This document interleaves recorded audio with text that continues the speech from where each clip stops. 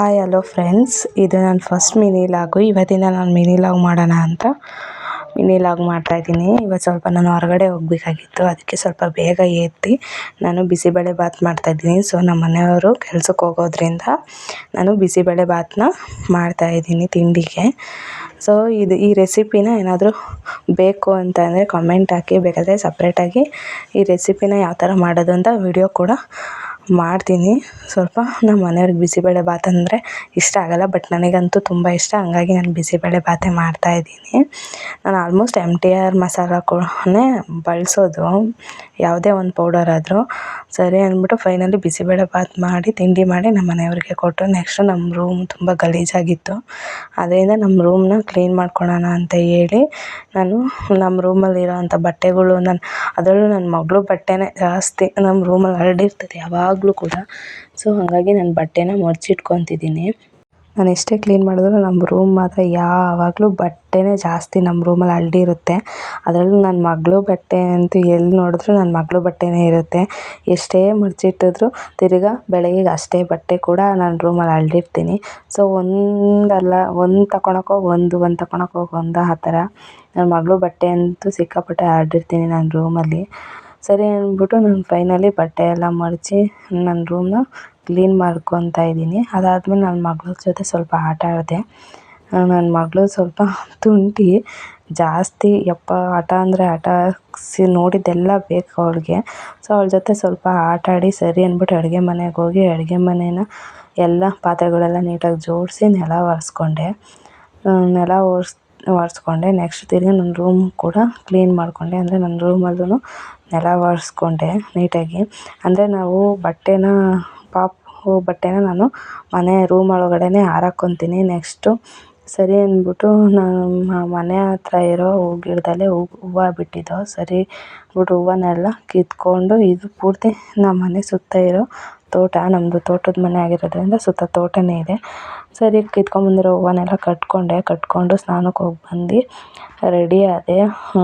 ದೀಪ ಹಚ್ಚೋಣ ಅಂದ್ಬಿಟ್ಟು ಸ್ವಲ್ಪ ಹೊರಗಡೆ ದೇವಸ್ಥಾನ ಹೋಗಬೇಕಾಗಿತ್ತು. ಹಾಗಾಗಿ ಸೊ ನಾನು ಮನೇಲಿದ್ದರೆ ಜಾಸ್ತಿ ಯಾವುದೇ ಥರ ಮೇಕಪ್ ಕೂಡ ಹಾಕಲ್ಲ, ಇಷ್ಟ ಕೂಡ ಆಗಲ್ಲ ನನಗೆ.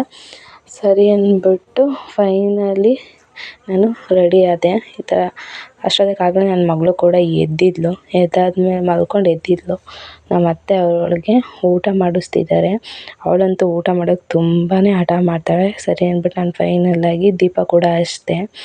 ಈ ಥರ ರೆಡಿ ಮಾಡಿ ಹಚ್ಚಿದ್ದೀನಿ.